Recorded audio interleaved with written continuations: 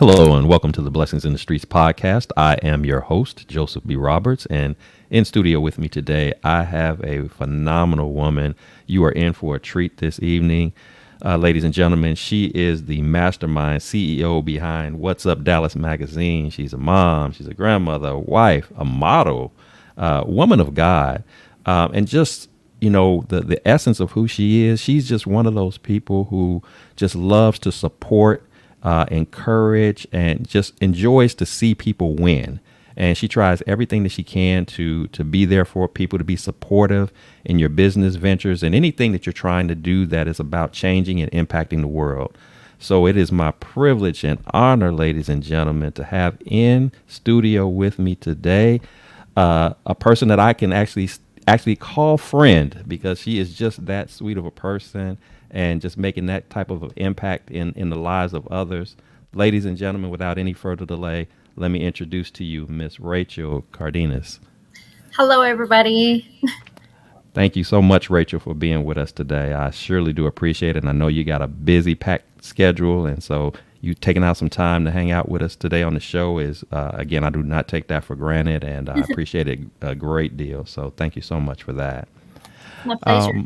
Absolutely, absolutely, and of course, it was a pleasure. I had the pleasure, just for the audience that doesn't know, I had the pleasure, of course, of being on your show, and it was a wonderful time. It was the first time we had a chance to meet face to face, and Mhm. after all of the social media interactions and such, so it was great to do that. And you're doing a great work with your show and all the other business ventures that you have going on, and everybody's going to get a chance to learn a little bit more about that as well. So, looking forward to.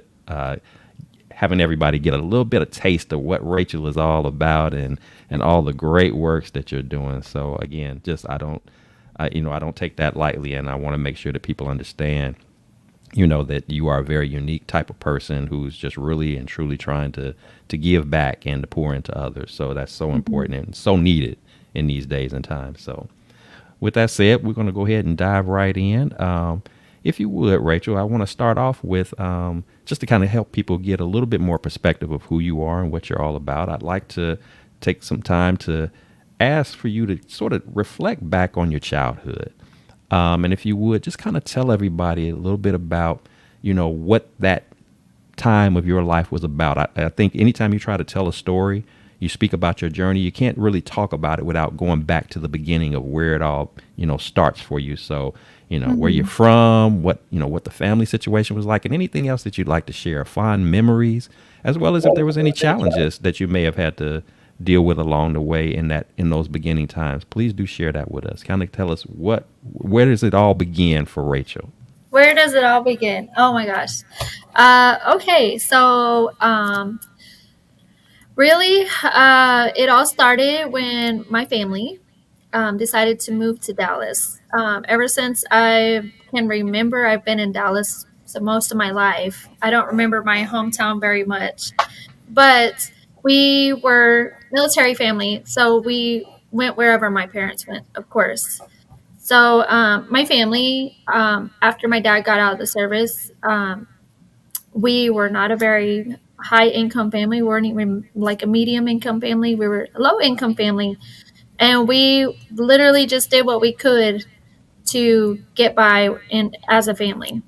And at that time, it was really important that we stayed together to help each other out as much as we could to get through life in general. And growing up, it was hard for me. Being a low income family, we didn't have the means for buying nice clothes. We didn't have a lot of money for food. So we basically had to do whatever we could to survive. And the most important thing that our family had was the roof over our head. So my mom went to work, and this is a true story. My mom went to work. She would work for $150 a week, and our rent was $125 a week. So we were living off $25 a week on groceries. And through the church that we went to, they would come pick us up on Wednesdays and Sundays, and they would feed us. And during the week, we strived on, bread, peanut butter. We had milk, but it was like, powdered milk back then. So you always added the water to it to make it work. But it always worked. And It was a tough childhood, but I think through the childhood, it kind of helped me appreciate, the little things in life because I didn't have the nice things to be gloating about. I didn't have the money or anything like that. I was just happy with my little $1, treasure box with the little plastic key that I had back then. So I learned to appreciate life as it is, not wanting more than what I had. So that was pretty much it for me. Okay. I mean, no, no. We again, that was. First off, I appreciate your transparency in that, and Mhm. just I like the fact that you said, despite not having much financially and things being tight, in a number of ways, whether it would be the type of clothes that you had or access to food and relying upon church services, to feed you a couple of times a week, things of that nature. Again, during those times back in the day, and you and I are not too far off in age, that's when you didn't have much. You had a mentality of what do we need to do to kind of stick together and survive. And so you speak to that. But I think more importantly, I can tell that again, despite the lack financially, you still had that bond family wise. Your Mhm. mom was making the sacrifices to do what was necessary to take care of her family, and that's awesome. That's always an awesome story to hear about how people can just stick together even during the difficult times, because I think we lose some of that, or we've lost some of that, I should say. Mhm. When you fast forward to today's times where you don't have that community, that family connection anymore. People nowadays, when the money isn't there, families break up for that. Yeah. They split apart, and instead of saying, you know what, let's stick it out, regardless of what we have, let's make the most of it. And I think when you grow up in a situation like that, and especially as a kid, and you're Mhm. just content, with the little things. You talked about that Mhm. appreciation factor. I Mhm. think that contributes greatly to you being able to embrace such a thing versus what we do tend to see in these days and times, where we have a lot of young people in particular that sort of unfortunately lean more to the entitlement piece of it and don't really appreciate the little things. They don't really Yes. understand the lack, what that truly means to lack, Right. and having to make again the sacrifices, and again just kind of sticking together as a family unit to make it Mhm. through. So I do appreciate you sharing that. I think it's very important that you share that. So Of course. with that said, again, as we move along in our life journeys, you kind of gave us the backdrop of where it starts. But as you know, and I know, of course, as well, the longer you live, there's going to come moments in time where some of those challenges, some of those adversities that you run into will be a little bit bigger than others. Mhm. Some to the point that you might come across a situation, a valley experience moment, a storm in your life where you actually are doubting, I don't know how I'm going to get through this particular situation. I'm not certain Mhm. how I'm going to overcome this barrier, this challenge. It can get overwhelming, it can get frustrating. And, even if you're a person of strong faith, Mhm. even if you're a person who's normally good at navigating through challenging times, we all have something that can wait on us a little bit more than others. So my question to you is, tell us about a time when you found yourself in that type of situation where this was a little bit heavy for me, Joe. This was something I was actually seriously doubting how I'm going to make it. I don't know. I don't have the answers, but we know that you're here today, so we know that you made it through Mhm. whatever that was. So Mhm. if you would kind of take us back to what that situation was, walk us through that journey, and share with us how were you able to overcome it, and at the ending of that storm. All right. So it kind of goes back to my first marriage. A lot of people don't know this, but I'm a domestic violence survivor. Um, I was married at a very young age. Being a person who didn't really get accepted in the society very much because of my poor status with my family, my health care, my hair, whatever. I didn't have the nice things. I didn't tend to be loved by people that were around me. So at a very young age, I fell in love with someone that I thought he loved me. And I ended up marrying him. And we had 3 kids together. And I thought that being loved by somebody was you accept them no matter what they do. So, being from a Christian background, because my parents were, um, bestowing that upon me while we were going to church and stuff. I stuck it out in this marriage for 5 years. During all this time, he was not showing signs of being a very loving person, and he was abusive. And I kept praying that I would be the wife that he needed, but maybe he wasn't the husband that God really guaranteed for me. And we weren't equally yoked, which is something that I understand now. But I didn't understand it then. I was just thinking I was his wife, he was my husband, this was the commitment we were supposed to have. We were supposed to love each other no matter what. And it ended up being very, very abusive to a point where I had to find a way out. And I ended up seeking shelter in I prayed for God to give me a way to get out. And there was this one time when I actually escaped to a women's shelter in Dallas, and I stayed there for a month. And until my family helped me out, they brought me back out. But that was my opportunity to get away from that situation. It was really, when you pray for God to give you a way out, He'll always provide you a way out. And you have to choose that way or choose to stay where you are. So either way, it's a choice. And that was my choice to get out. And it just so happened, um, when I was praying for it, I didn't turn back and go right back to it. I literally stuck with whatever God had for me. I was like, God, I know that you're going to provide for me. And I know that you don't want your child to be in an abusive relationship. That's not love. You want your children to be loved. So I knew that was not for me. And I ended up divorcing him. And I actually got my divorce while he was in prison, actually. Um, so that was a blessing.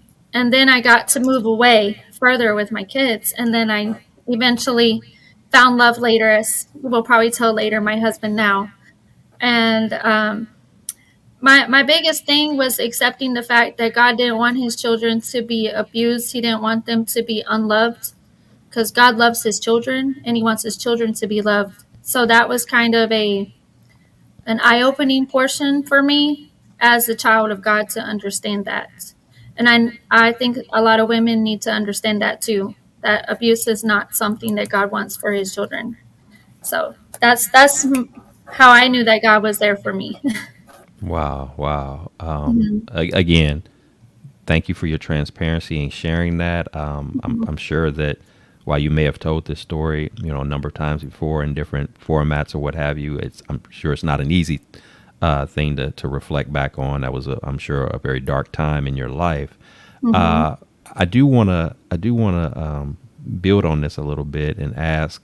So I heard you say that, I was able to escape from this Mhm. situation. So my first question to that would be, what was the defining moment? What was the situation that when it finally kicked into you that said, I have to go, that it's time.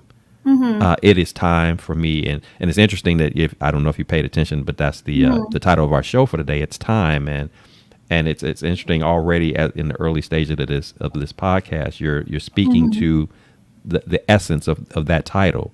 When Mhm. did you know it was time? Because as you said, you were you were in it for the long haul, and much of your being in it for the long haul was the fact of your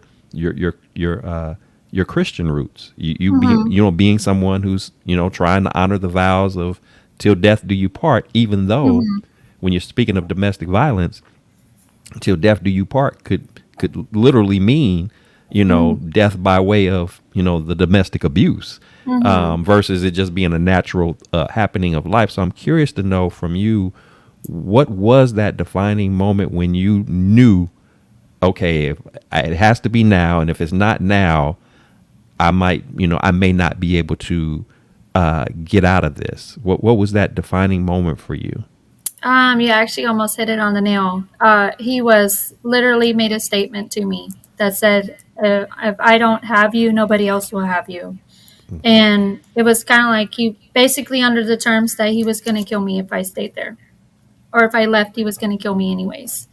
So I've never told anybody this before, but yeah, it was kind of like God had opened up that door right in time. That he basically, this man was literally going to take my life if I tried to leave, or if I tried to, or if I tried, even if I stayed there. He was either going to beat me or he was going to kill me. And I knew that God had provided me a way out. And getting the divorce while we were in prison, um, it was it was just one of those things. I couldn't stay there any longer in the situation. I had to leave. And being the mother of my children, I wanted my children to not be in that situation, because if it was already that kind of parental situation with them, um, they would either not have a mom, or either not have a mom with a very abusive dad. Mm. So I had to do it for my kids and for myself. And I hope that my kids understand that now. But it was a hard decision. But I was like, God, I know you don't want me to die because of my faith like this. So it's take my children and go. And I ended up having a very good life. It was a very quiet life. And now I have my husband now, who's really amazing. I think you've talked to him before, Elazar, who showed me what God's love can really do in someone's life. And waiting for that time and trusting in what God has for you is something that needs to happen. Mm. So That's awesome, and very maybe. powerful. I appreciate you again. I appreciate you being open about this, and Mm-hmm. I'm really staying in this moment because the reality is that somebody could be watching this show Mm-hmm. that is in what you were in at Mm-hmm. that time, wanting or looking for that way out, and not sure how to do it. Maybe they're fearful in doing it. Maybe they're, whatever emotions that are going on that's keeping them, there, hoping that maybe he will change, Mm-hmm. hoping that, thinking that maybe it's them, that they have to change something about themselves and it'll all be okay, or that the abuse Mm-hmm. is only happening because he's under a lot of stress. So one of the things I wanted to ask you again in this space is if you had well, okay, let me put it like this. If if you could offer up some words right now, again, taking into consideration that somebody might be in a domestic abuse situation right this moment and could be listening to our podcast, what would you say to them? Is that I know what your cue was, but I'm Mm-hmm. pretty sure, and you can correct me if I'm wrong, I'm pretty sure that you would have ideally in an ideal situation you would have left sooner Right. than the actual moment. What should that potential right now going through a domestic abuse, you know, woman, what should she be looking for that when this the first time it happens, Mm-hmm. whatever that is, that should be your cue. You need to be making a move, to get up Mm-hmm. out of there. Don't, in other words, don't allow it to get dragged out to the point where Mm-hmm. you're at that ultimatum of if you leave I'll kill you, or Yeah. if you to where you're now sort of frozen or paralyzed to move. What would you say to somebody who's in that situation if you had to do it all over again, or to give advice to somebody that's in that moment? What would be that word to them that you would have to say, for your personal safety, for that of your children? This is when Mm-hmm. you the sign that you need to pay attention to, that it's time to go. My first advice would be that's not love, honestly.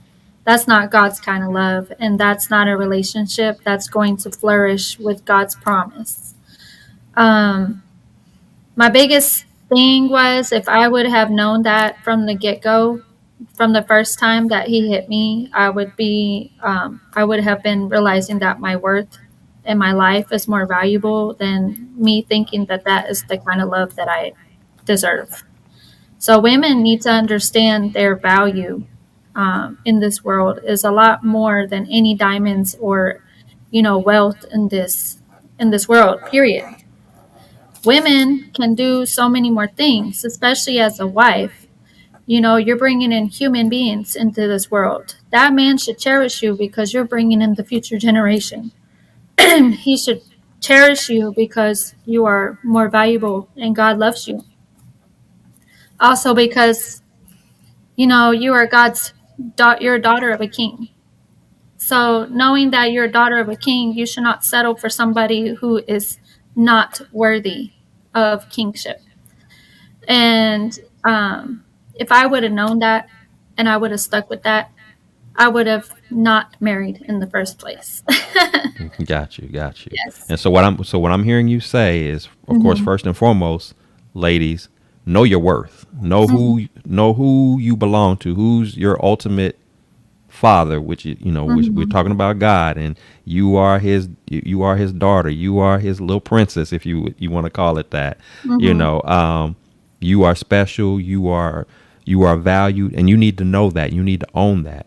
And Yes. so as a result of that, there should automatically be a standard of excellence, if you will, that when you engage with a man and you're trying to see if this is something that I want to pursue, if I want to build on it in terms of a relationship, it Hmm. needs to be clear from the onset Hmm. what your standard of excellence is in terms of what you will allow and what you will not allow, what you will Hmm. tolerate and what you won't tolerate. That needs to be from the out the gate the standard, and it should be clear, it should be understood, and there should be a zero tolerance to it. We Hmm. understand that men and women, we all make mistakes, we all fall short, we all say or do things that perhaps are we wish we could take back or do different. But it's one thing to make a mistake, it's another thing to be intentional in terms of, as you talked about, being abusive to somebody, whether we're talking about physical abuse, whether we're talking about verbally Hmm. abusive, emotionally abusive, or anything of the like. And then, like you said, when you incorporate kids into the picture, that just makes it even a Worse. more challenging situation, because now they're seeing this, and you might assume that if they're young children, you might assume that they're not paying attention, that they're not understanding it, but there are many young children who have observed situations like that, who have been Hmm. traumatized by it, Yep. and they carry that into their adult lives and into their relationships, and it becomes a repeated cycle. Yes. And you don't want to birth that, you don't want to nurture that type of negativity in your relationship. So we none of us like to be by ourselves. We weren't meant to be alone. We were meant to Hmm. have community. We were meant to, for many of us, meant to have that special someone in our lives, but we don't want to do it at the expense of sacrificing our value, Hmm. taking low when we don't have to, just to say Hmm. we have somebody, Hmm. or not, no, not or not wanting to leave a situation that we've identified as now being toxic. But I don't want to leave because, again, I don't want to be by myself. This is not the Hmm. best situation, but at least I have something. Something is better than nothing. And I Hmm. think the key thing that you said earlier at the very top of the show, when you started talking about this conversation, was you spoke about being equally yoked. So now we're taking it to the spiritual level, and Yes. and this is where, that's why the Bible speaks to that being so important, about being being equally yoked. Because if you're not, I don't care how fine he or she is, how much money he or she has, all of that could be great, and great sense of humor, fun to be around. But if you're not equally yoked, if you're not on the same page in terms of your relationship with God, if one of us has a relationship with God and the other one doesn't, you know It's not gonna that's a flag right there. I mean, you all could be cool friends, but we work. can't Hmm. we can't go to the next level because we're not on the We're same not page. the same page. And even in friendship, it can Hmm. even get tricky if you're not equally yoked with friends. Hmm. They may be wanting to do or getting involved in things that's not a good space for you. That's not a good path for you to be going down, because that'll mess you up because you Hmm. all are not on that same page. So again, Yeah. don't go in with the low standard and then hoping for the best as time Hoping moves for the high along, standard. that somehow you're going to magically fix them. Yes. I'm gonna make him right, I'm gonna make her right. You As can't soon make as they anybody as change. soon as they get around me, they're gonna feel the anointing, and I'm gonna rub off on them, and everything is gonna be fine. And I want to comment about that too. Yes, go ahead. So, just to clarify, and I know people probably ask, why did I stay in a relationship for 5 years? But I stayed in the relationship for 5 years because he kept coming back to me and apologizing, and I kept seeing that he wasn't changing. I was hoping he was, I was praying he was, but he wasn't. So, about change, which is what you were just talking about, I had to realize that I can't make anyone change. And no matter how good I am to that person, that person has to want to change in order for that to happen. And in that relationship, he didn't want to change, he wanted to stay the same. So, again, I just want to reiterate, you can't make anyone change, they have to do it themselves. Absolutely, absolutely. And one more thing before we move forward that you just mentioned in this, I Mm-hmm. stayed because he kept coming back apologizing. And I Mm-hmm. think what people have to understand is it's okay, even in extreme situations like this, where somebody is literally perhaps going upside your head, putting their hands on you in an abusive way, being verbally abusive, emotionally abusive. Can that person come to you and say, I'm sorry for what I did, and you in response say, I forgive you? Can you do that? Absolutely, you can. And to be honest with you, God would want you to forgive that person. Mm-hmm. However, just because you forgive them doesn't mean that you're automatically, by default of the forgiveness, locked Mm-hmm. in to stay in a toxic situation. I Yes. can forgive that friend who betrayed me, but we can no longer be friends. I can Mm-hmm. forgive that spouse who's going upside my head or mistreating me, not honoring me as the spouse that I should be. I can forgive them for that, but we can't still be together anymore, because what we have to understand is that the forgiveness is for us anyway. It's not for Mm-hmm. the other person. See, That part. if you hadn't, the mere fact that you're able to have been remarried and having a wonderful and prosperous marriage now with your current spouse is because at some point along the way you had to forgive your ex for doing what he did. Forgiveness doesn't mean that you condoned his behavior. Mm-hmm. Forgiveness doesn't mean that you thought it was okay. Right. But for you, had you not forgiven what he'd done, then when you do meet this next guy who's a great guy who wants to treat you completely opposite of the the negative experiences that you have, you won't even be able to receive that because you'll still be harnessing that anger and that frustration from the past. And while you might have a good thing in front of you, you might mess that up all because you haven't cleaned Forgive. out, purged out the stuff from before. Yes, And it that starts part. with the forgiveness. It really So, does. and again, you didn't say that you forgave, but I can tell just in your conversation that you came at peace with saying, okay, you know what? I wanted this to work. I did my best to make it work. Mm-hmm. God spoke to me on this, and He reminded me of who I was and what my value was. I received that, and I Mm-hmm. removed myself from that toxic situation. Yes. So it was like by virtue of that, I've forgiven him. I've forgiven myself because even in a domestic, situation as you discussed, Mm-hmm. you even have to forgive you. I Mm-hmm. forgive me for not thinking enough of me, for not loving me enough, for potentially putting my kids in harm's way, all because I wanted to give somebody a chance to change, hoping that I could influence the change. But as you said, I can't change you. You have to change you. You have to want to change. Mm-hmm. And we know ultimately a change like that, especially of something of this magnitude, it again ties right back to that relationship with God. Right. If I have that relationship, I can go to God even as an abuser and say, Mm-hmm. Lord, I've been abusive to my wife.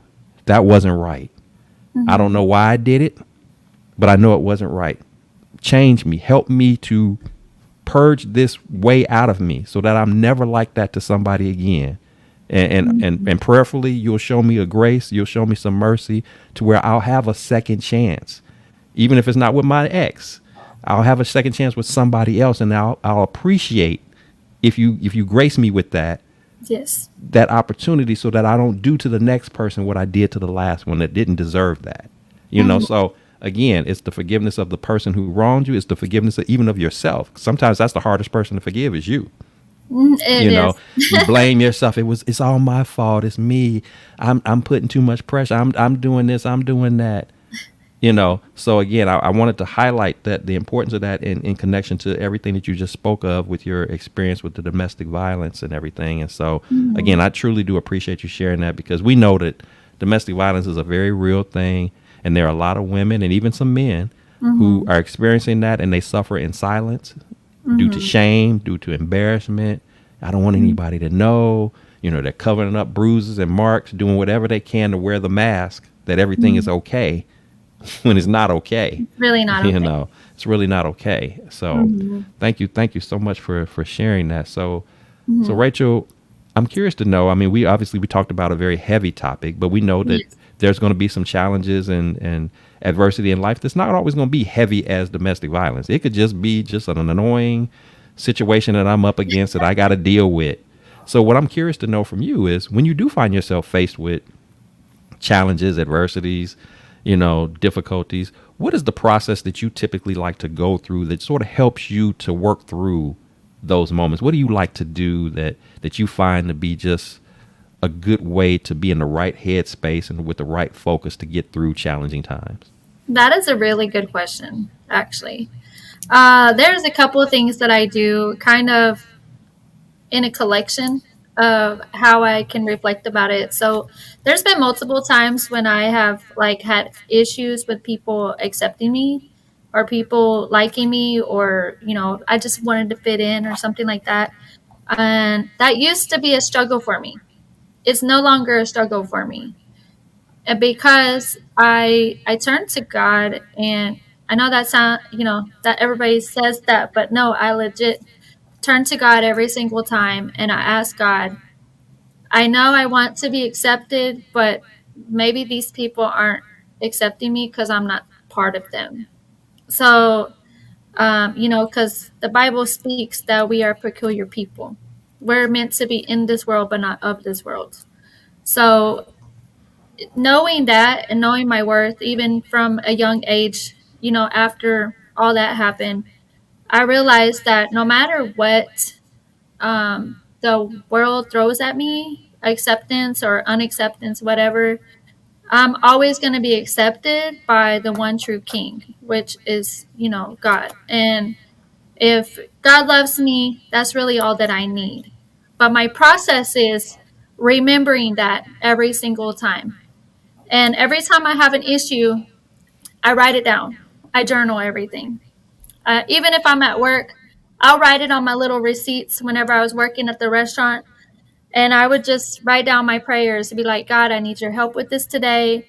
I need you to help me understand and accept that I'm not part of these people. I'm not part of the world. That I am your child and that I need to feel good enough. And when I started realizing that and journaling it down, once I got it on paper and I read it, it's like my heart got lifted up. And then I also listen to gospel music. My church is a very gospel oriented church. We love to worship, we love to sing, and I have my own little playlist on my YouTube music that I love to listen to in the car anytime I'm going through a hard time, because I have these issues with being accepted at work. Sometimes my kids even give me, some issues, feeling like my family's not really accepting my situations. That's happened several times. And, or even just trying to go out and hang out with friends and then just, they don't really accept me and want me to be there. I'm okay with that now Mm-hmm. because it brings me peace when I write it down. That's my process. And I always pray about it too.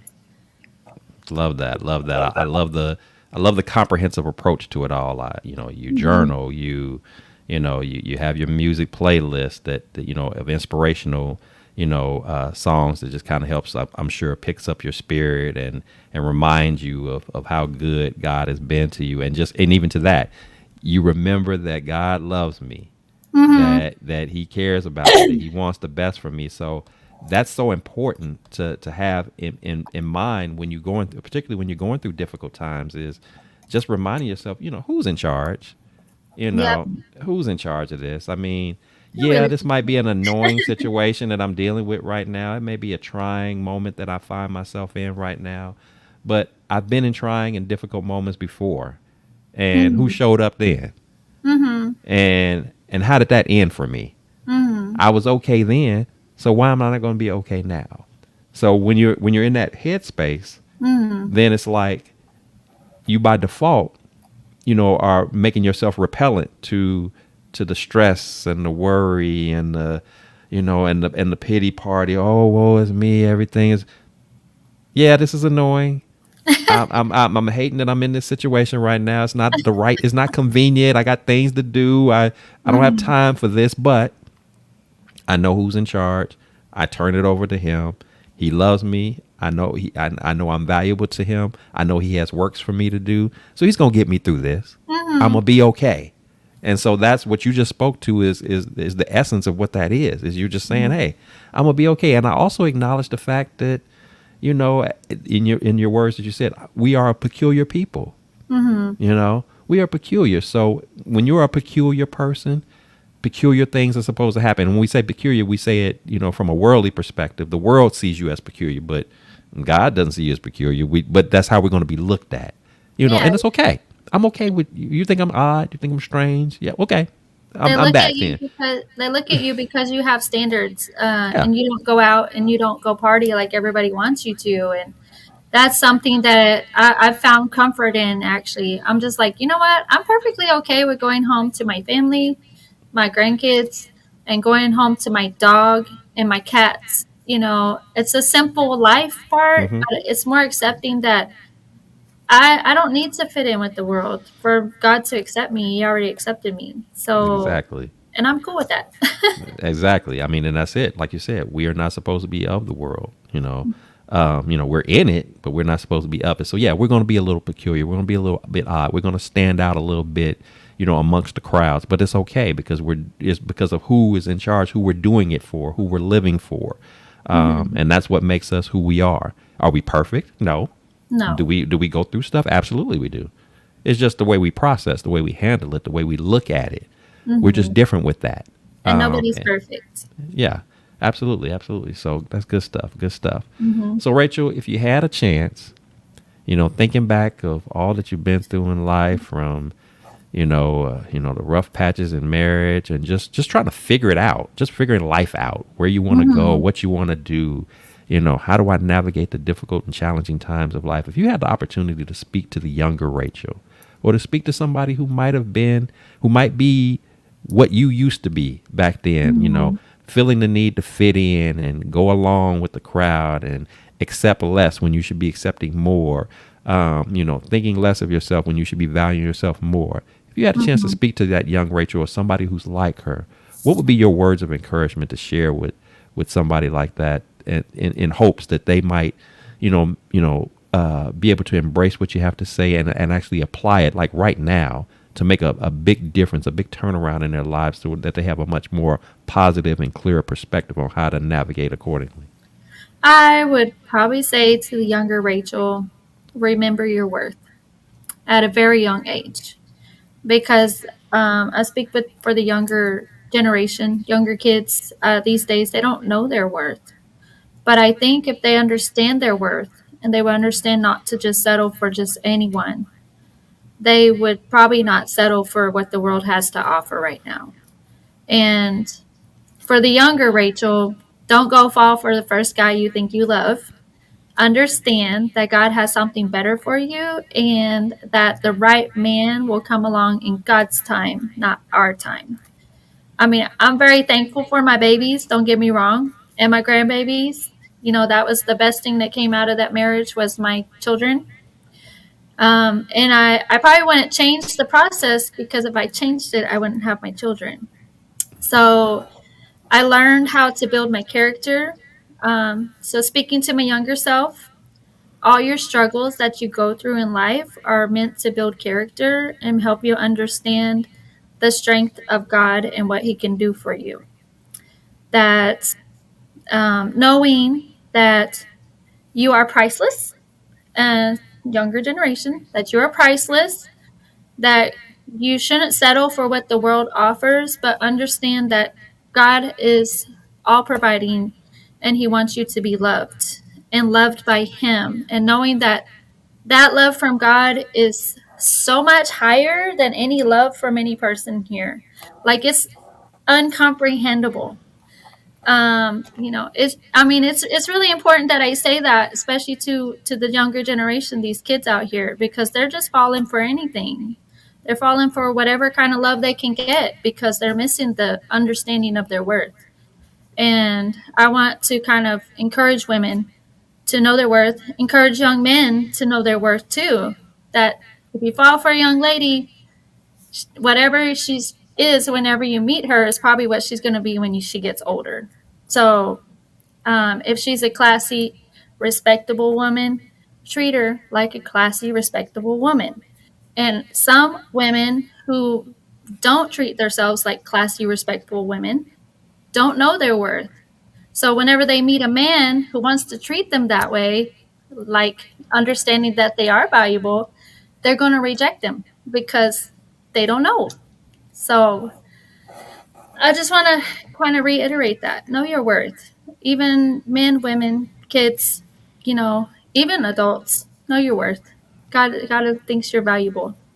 Absolutely, absolutely. And as you were alluding to in your talk right there is, we teach people how to treat us. Mm-hmm. So which is fine as long as we know what our worth is.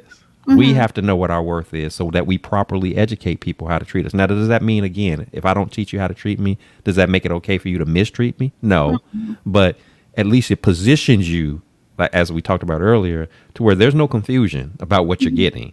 Mm-hmm. You shouldn't have to hope or wonder if I'm going to be classy, if I'm going to be respectful, if I'm going to be, loving, kind, thoughtful, considerate, or any of those things. Mm-hmm.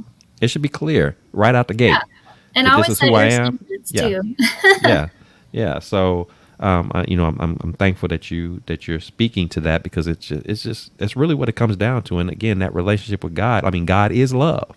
So if you Mm-hmm. already have that relationship with Him going into your life situations, if He is love. So you have a clearer understanding of what that really looks like, what that really feels like, Mm-hmm. and you'll know the difference as to when you see it and when you don't, when And you feel it and when you don't.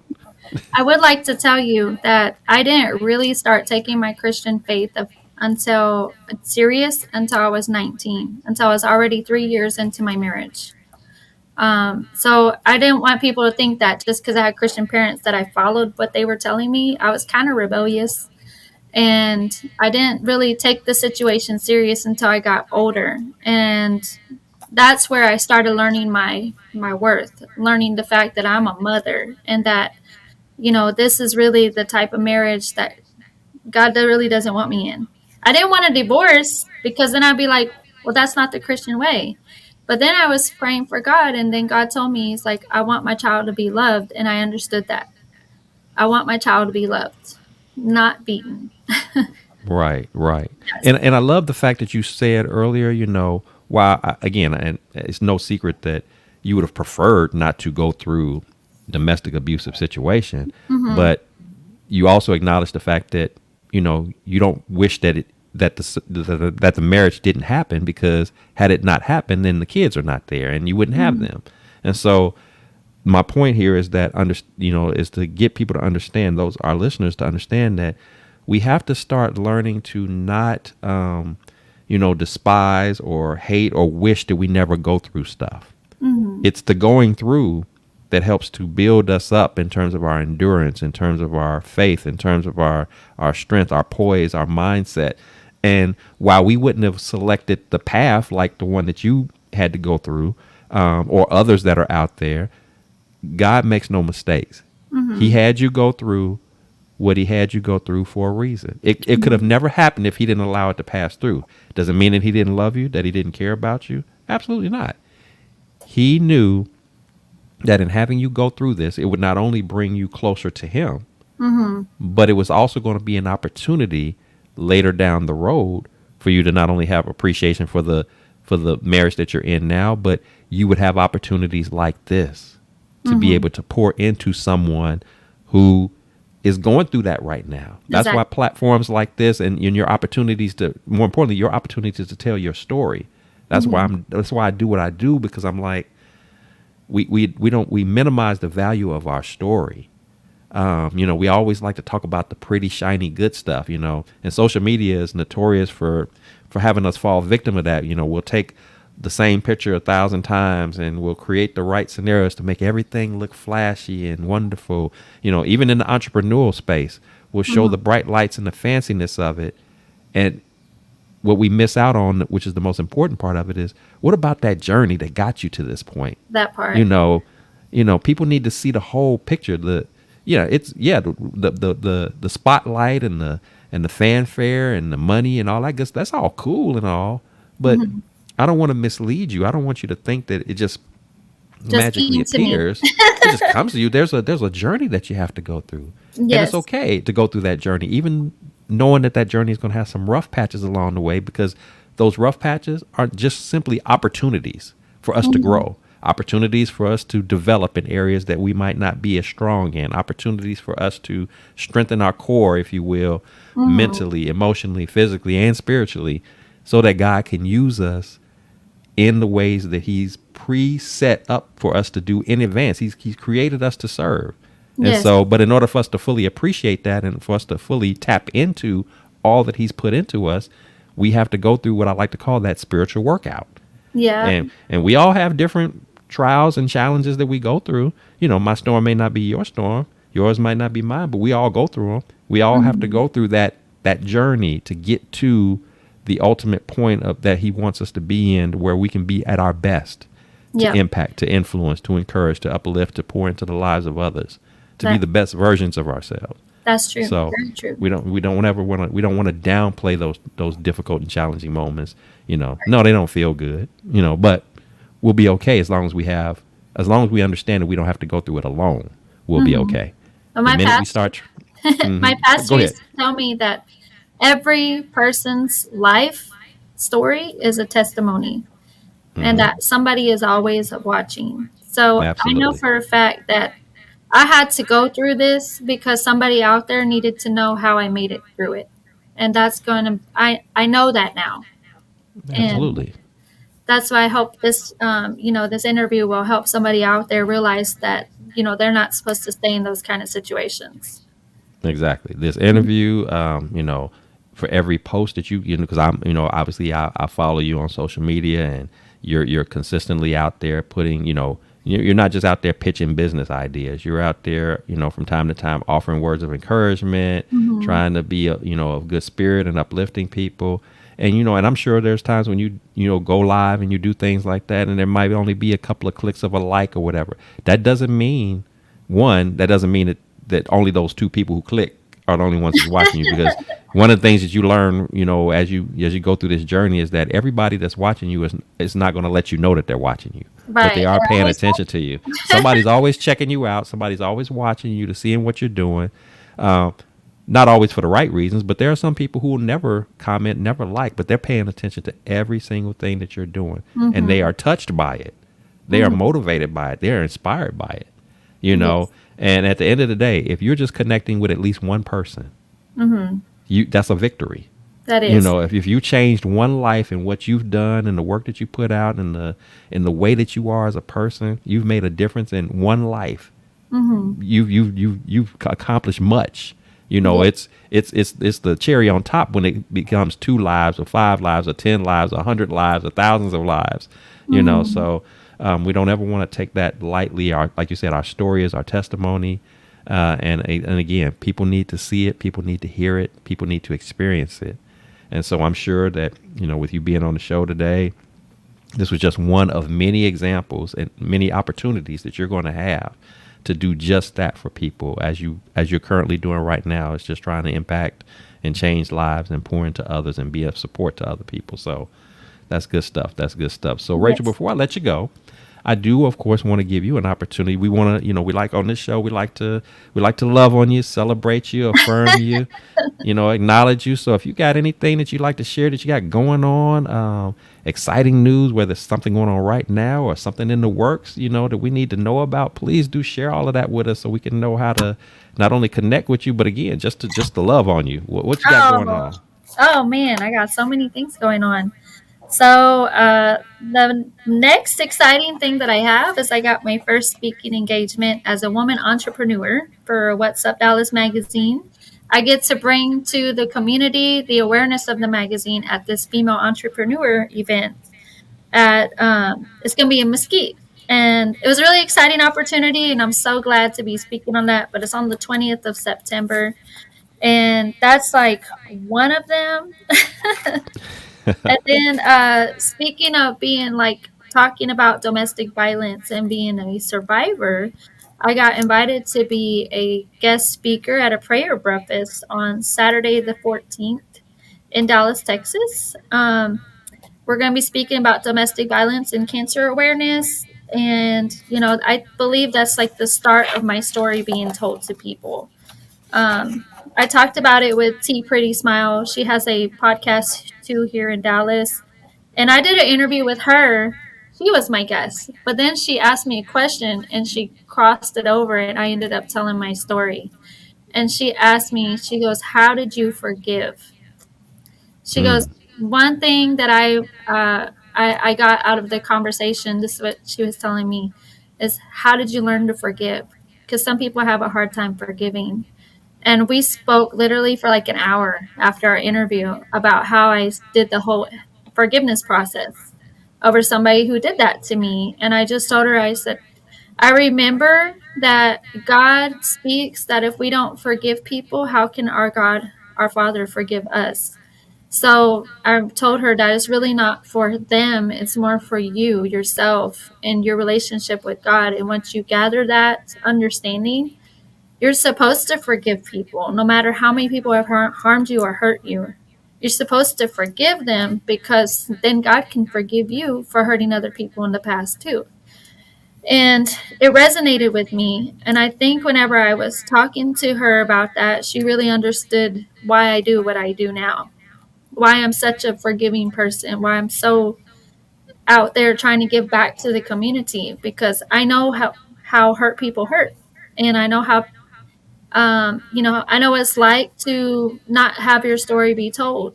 And since I know that people always have a story, I like to help them tell it. So that's why I formed What's Up Dallas magazine. that is awesome. That is Mhm. awesome, awesome, awesome. And again, I've had an opportunity to do some things with your magazine early on, and Mhm. you and just so the audience knows, I mean, you literally reached out to me. This is what I talked about earlier at the top of the show about who Rachel is. I mean, you and I were connected on social media. You reached out to me and said, "Hey, I would love to do a little, piece on you." Yeah, Okay. that's And, good. send me this. And then I Mhm. sent, and I really didn't know what to expect. And again, for the audience to know, I mean, Rachel didn't charge me for this. It was like, I just Mhm. want to, just what we're doing right now. I just want to celebrate you. I just want Show people to love. know what you're doing. And Absolutely. I thought that was just such a phenomenal thing. And it threw me a little bit because I'm like, again, I was like, because that's not normally how that happens. Mm-mm. You didn't, you were still in the early stages of knowing who I was. We hadn't physically Mhm. met yet. You only know me on social media, but yet you were just doing that for me, and you've done it for other people. And Mhm. that's just the spirit of who you are as an individual. And God is going to bless that. Trust and believe. He is not turning a blind eye to that. And I know that you're not doing it just so you can get something out of it, to get Right. credibility and status and likes and all of that kind of stuff. You genuinely have this in you, and it's a gift. Yes. Yes. And when you're doing works like that, when you're supportive of people, supportive of causes, and you're in your particular, I've seen your post recently letting people know now, I'm not about the foolishness. So you just can't come with me with any old thing, in terms Yeah. of I'm if not it's, gonna support anything, yeah, so I'm not just it's going to gotta be support positive. anything. If it's not positive, if it's not something that I can, talk to God about and he gives me the nod of approval on, we're not celebrating that. That But part. if you're doing what you're supposed to be doing, and it's a great work, it's meaningful, it's pouring into the lives of others, it's making a stamp on the community, you're all behind it. And again, Mhm. you're not always, on the money grab, with that. Yeah. Now Mhm. you're still a businesswoman. You're still an entrepreneur. Yes. You want to make money too, just like everybody else, but you can tell the money is not your driving force. It's the service. The And, service. and, and that's the difference between, I was just having this conversation the other day. That's the difference between an entrepreneur and a business person. An Mhm. entrepreneur has a vision, and that Right. vision is big, and that vision is not driven with money at the top of the list. We Mhm. still like money, but it's not why we get up in the morning and do what we do. It's about the pouring in and the love for others and the serving of others and making a difference in others' lives. So, and that's Mhm. exactly what you're doing. So, again, I congratulate you, of course, and in regards to the What's Up Dallas magazine, and the success that it's had, and that it's going to continue to have. It's going to continue to grow. It's going to continue to prosper. It's going to continue to bless. So I'm already excited about that, and I'm claiming that victory for you right now. It's going to happen, Thank and you. and now you're embarking upon speaking opportunities, and as I shared earlier, you do your modeling, Hmm. and you just got your hands in a lot of different things. I mean, and you're just being bold with it, going out there, and again, unashamed, unapologetic, not worried about do you like it or not, do you accept it or not. It's you're doing what you're being led to do, what you enjoy doing, what you're happy with doing, what you're proud of, and you're Hmm. putting your best foot forward. And that's all anybody could ask of you to do. Hmm. And if people want to be on board with that, great. If you don't want to be on board with that, That's okay, great. that's cool too. I'm okay. Yeah. I'll be okay. you Yeah. know, I'm not getting ready to go crawl up in the corner and cry about it or anything like that. I'm going to make it because That's true. God has got his hands on me, and he's navigating me and speaking to me, to my heart, as to what I need to do to make a difference in this world. So Yes. that's all that matters. So great work, great stuff. If anybody wants to connect with you, whether it's be a part of your magazine, contribute, or any part of your services, what's the best way to connect with you? Well, my personal business, well, my personal What's Up Dallas magazine, that's my Gmail, What's Up Dallas magazine at gmail.com. But my business, we want to talk business at What's Up Dallas magazine.com. So those are like the two main emails that I answer. I don't do modeling all that much right now. I'm still in the circuit, but not really focusing on that. I'm focusing more on the community outreach and trying to attend some community fundraisers and maybe get some awareness out there that there are these events that people need to be showing support for. And that's really what I'm focused on right now. Just connecting, networking. I love not nonprofits, small business owners, local music talents. Like you said before, it has to be a positive concept. I won't just post anything in my magazine because God gave me the magazine to make a positive impact. So therefore, I want to return the grace to Him about that. So, Absolutely, absolutely. Well, mhm. Rachel, I thank you so much for being a part of the podcast today. It has been a joy, a pleasure. I have thoroughly learned a lot more about you than I knew, and it just gives me that much more level of respect and appreciation for who you are as an individual and all the works that you're doing. And so, Thank I you. just want you to know that your efforts are very much appreciated, not only by me, but I'm sure by many others who've crossed your path and that will cross your path one day. So you keep up the good work and keep doing your thing and letting God use you in a mighty and wonderful way. And for my listeners, if you've enjoyed today's show, you've enjoyed the content, please subscribe, please like, please share, please comment. Because again, this is what we're all about, empowering, encouraging, uplifting, putting our stories out there, sharing our testimony, sharing our journey with you, letting you know Mhm. that it wasn't always an easy, smooth going path, but that's okay. It's a part of it's still a valuable part of who we are and the destination that God has for us to ultimately land in. So, Yes. um, so we don't take that lightly. We embrace it. And we know that relationship with God is what ultimately gets us through because He loves us unconditionally. He wants nothing but the best for us. And He's that one true source that we can lean into and rely upon, especially during those challenging and difficult moments in life. So, with that said, Mhm. here at the Blessings in the Street podcast, remember this is the place where your story is your glory, where your relationships are relevant, and where your journey is your joy. I am your host, Joseph B. Robertson. I thank you so much for tuning in. And until next time, God bless. Keep fighting the good fight. Keep persevering. Don't let the difficult and challenging times of life get the best of you. Fight through that. Work it out. Lean into God and just let Him guide and be the eyes and ears that you need to get through those challenging moments to ultimately get to that destination that He would have for you to serve and to be the best version of yourselves that He created you to be. Take care of Mhm. yourselves. Yes.